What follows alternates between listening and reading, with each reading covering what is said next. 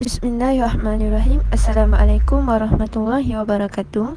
Baiklah, hari ini bersama saya Ustazah Mazalina dan Ustazah Aziz Zulaika akan mengajarkan kepada kalian berkenaan dengan topik baharu, iaitu wuduk dan syarat kesempurnaan.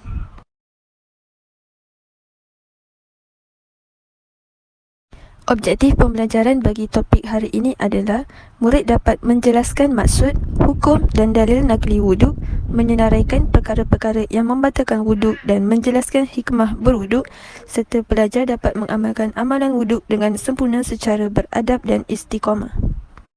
Baiklah, wuduk pada bahasa bermaksud bersih, elok dan berseri. Pada istilah pula, wuduk adalah membasuh anggota tertentu berserta niat. Anggota wuduk ada 4, iaitu muka, tangan, sebahagian kepala dan juga kaki. Hukum berwuduk terbahagi kepada 2, iaitu wajib ketika ingin menunaikan solat dan tawaf, memegang atau membawa mushaf Al-Quran. Hukum berwuduk juga adalah sunat ketika berhadas kecil, ingin membaca Al-Quran dan melaungkan azan dan iqamah.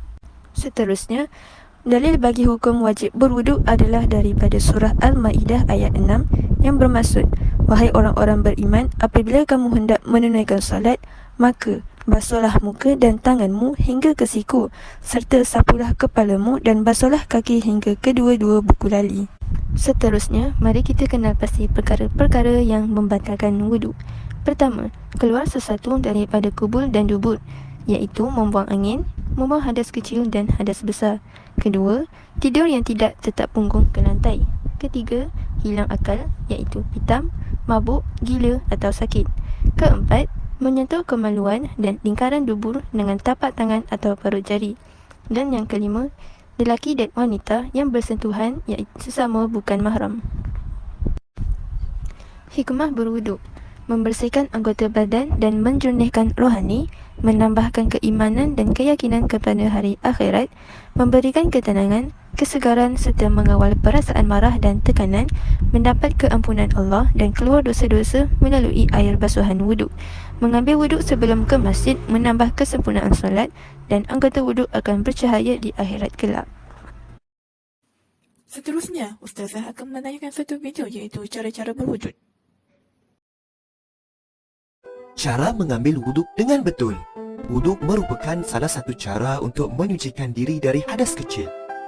Tidak sah solat seseorang itu jika wuduk yang dilakukannya tidak sempurna. Namun, bagaimanakah cara yang betul untuk mengambil wuduk? Pertama, mulakan dengan membaca Bismillahirrahmanirrahim sambil membersihkan kedua tapak tangan hingga pergelangan tangan sebanyak 3 kali. Kedua, berkumur untuk menghilangkan sisa makanan dari mulut sebanyak 3 kali. Ketiga, memasukkan dan menghembuskan air ke dalam rongga hidung sebanyak 3 kali. Keempat, menyapukan air ke seluruh bahagian muka hingga ke bawah dagu sebanyak 3 kali sambil membaca niat wuduk seperti berikut. Nawaitu wudu'an lillahi ta'ala. Sahaja aku berwuduk kerana Allah Ta'ala. Berniat dalam hati di dalam bahasa Melayu sahaja pun sebenarnya dibenarkan oleh syarak. Kelima, membasuh kedua belah tangan hingga ke siku sebanyak 3 kali. Keenam, menyapukan air pada sebahagian kepala dan rambut sebanyak 3 kali. Ketujuh, membasuh kedua belah telinga sebanyak 3 kali. Kelapan, membasuh kedua belah kaki hingga ke buku lali sebanyak 3 kali. Dan yang kesembilan, kesemua perbuatan ini perlulah mengikut tertib, iaitu perbuatan ini tidak boleh melampaui satu sama lain. Dan seelok-eloknya, mulakan dengan anggota kanan dahulu. Kita juga perlu memastikan kesemua bahagian anggota wuduk dibersihkan dengan air secara keseluruhan dan sempurna. Dah faham semua? Okey, hari ini kita akan melakukan soal jawab menggunakan quiz.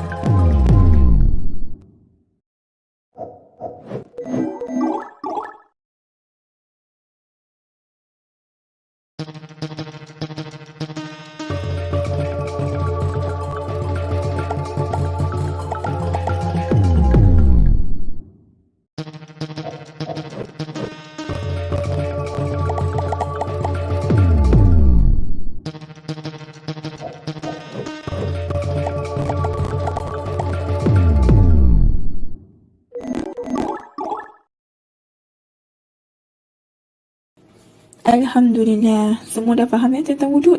Kelas kita pun dah nak habis. Ustazah nak kamu semua buatkan nota tentang cara berwuduk. Jumpa minggu hadapan pula ya. Terima kasih.